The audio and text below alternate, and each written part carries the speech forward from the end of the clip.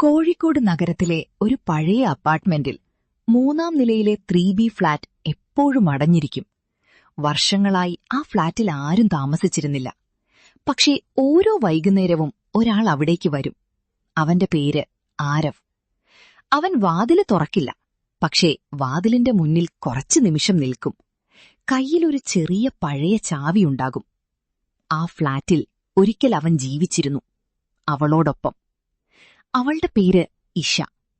അവർ രണ്ടുപേരും ഒരുമിച്ച് ആ ചെറിയ ഫ്ളാറ്റിൽ സ്വപ്നങ്ങൾ പണിതിരുന്നു. ചായ, ചിരി, രാത്രി സംസാരങ്ങൾ, ചെറിയ സന്തോഷങ്ങൾ.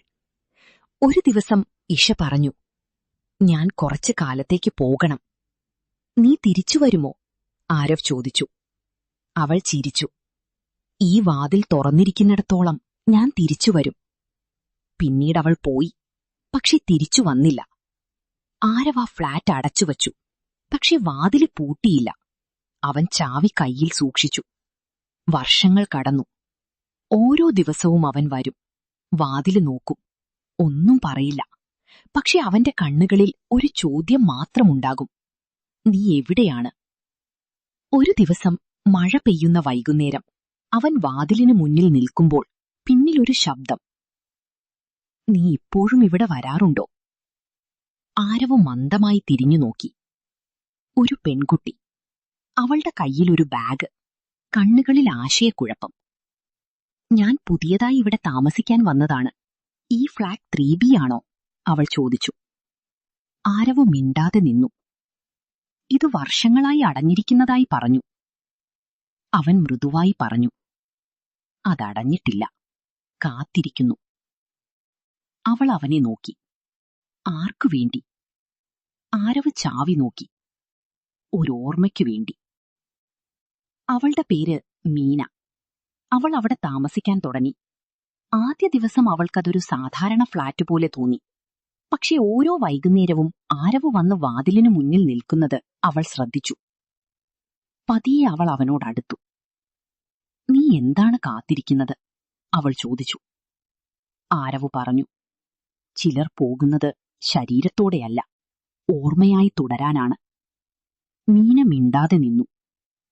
ഒരു ദിവസം അവൾ പറഞ്ഞു, "നീ ഇങ്ങനെ കാത്തിരുന്നാൽ നിനക്ക് ബാംഗ്ലൂരിലെ ഒരു ചെറിയ കോഫി ഷോപ്പിൽ ജനൽക്കരികിലെ അവസാന ടേബിളിൽ ഓരോ വൈകുന്നേരവും ഒരാൾ ഇരിക്കും.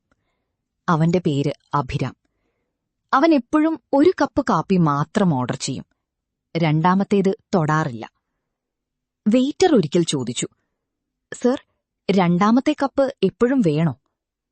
അഭിരാം ചിരിച്ചു. "ഇത് ഒരാൾക്കായി." ആ ഒരാൾ ആരാണെന്ന് ആരും അറിയില്ലായിരുന്നു. അവൻ ഒരിക്കൽ സ്നേഹിച്ചവൾ. അവളുടെ പേര് താര.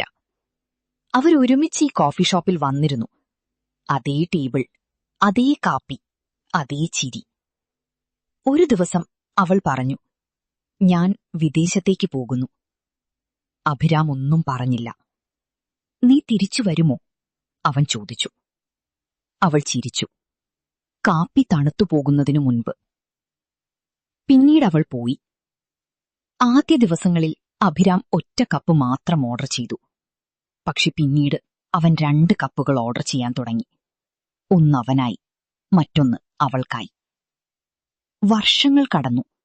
കോഫി ഷോപ്പ് മാറി, ആളുകൾ മാറി, പക്ഷെ അവന്റെ ടേബിൾ മാറിയില്ല. ഒരു ദിവസം മഴ പെയ്യുന്ന വൈകുന്നേരം കോഫി ഷോപ്പിലേക്ക് ഒരു പെൺകുട്ടി നടന്നു വന്നു. അവൾ നനഞ്ഞിരുന്നു. അവൾ നേരെ ജനൽക്കരികിലെ ടേബിളിലേക്ക് നോക്കി. "ഇവിടെ ഇരിക്കാമോ?" അവൾ ചോദിച്ചു. അഭിരാം തല ഉയർത്തി നോക്കി. ഒരു നിമിഷം നിശബ്ദത. "താര," അവൻ മൃദുവായി പറഞ്ഞു. അവൾ ചിരിച്ചു. "നീ ഇപ്പോഴും 2 കാപ്പി ഓർഡർ ചെയ്യാറുണ്ടോ?" അഭിരാമിന്റെ കണ്ണുകൾ നിറഞ്ഞു. "നീ പറഞ്ഞു കാപ്പി തണുത്തുപോകുന്നതിനു മുൻപ് വരുമെന്ന്." അവൾ മേശയിലിരുന്നു. "ഞാൻ തിരിച്ചു വന്നു, കുറച്ചു വൈകി മാത്രം." ആ ദിവസം 2ാമത്തെ കാപ്പി ആദ്യമായി തൊട്ടു. കാരണം ചില പ്രണയങ്ങൾ കാപ്പി പോലെ തണുത്താലും വീണ്ടും ചൂടാക്കാൻ കഴിയുന്നതാണ്.